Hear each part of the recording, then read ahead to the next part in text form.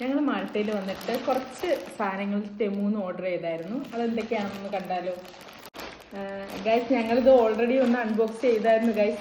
ഞങ്ങൾക്ക് കാണാനുള്ള ഒരു എക്സൈറ്റ്മെന്റിൽ ഞങ്ങളിത് നേരത്തെ അൺബോക്സ് ചെയ്തു. നമുക്ക് കണ്ടാലോ ഗൈസ്? ആദ്യമായിട്ട് ഞങ്ങൾ വാങ്ങിച്ചത് ട്രൈപോഡാണ് ഗൈസ്. ഞങ്ങൾ ഇവിടെ വന്നതിന് ശേഷം യൂട്യൂബ് വീഡിയോസ് ഒക്കെ എടുക്കാനൊക്കെ ഒരുപാട് ബുദ്ധിമുട്ടി. അതാണ് ഞങ്ങൾ ആദ്യമായിട്ട് ടെമൂന്ന് ഓർഡർ ചെയ്തത് ഒരു ട്രൈപോഡ്. പിന്നെ ടേബിളൊക്കെ ഡെക്കറേറ്റ് ചെയ്ത് വെക്കാൻ വേണ്ടിയിട്ട്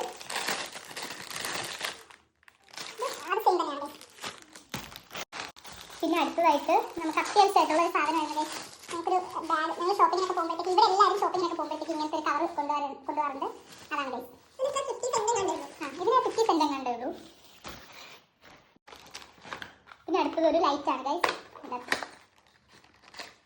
ഇത് നമുക്ക് ഫോണിലൊക്കെ പിൻ ചെയ്ത് വെക്കാം, ലൈറ്റ് കൂടാൻ വേണ്ടിയിട്ട്, ക്ലാരിറ്റി ഒക്കെ കൂടാൻ വേണ്ടിയിട്ട്. ഇത് നിങ്ങളുടെ മൊബൈലിൻ്റെ ചാർജർ. ഇത് അത്യാവശ്യമായിരുന്നു ഗൈസ്, അതുകൊണ്ട് ആ മൊബൈലിൽ ഇതൊക്കെ വിലക്കുറവാ ടെമൂല്, അത് വാങ്ങി. പിന്നെ ഒരു ഫ്രൂട്ട് ബ്രഷ് വാങ്ങിയിട്ടുണ്ട്.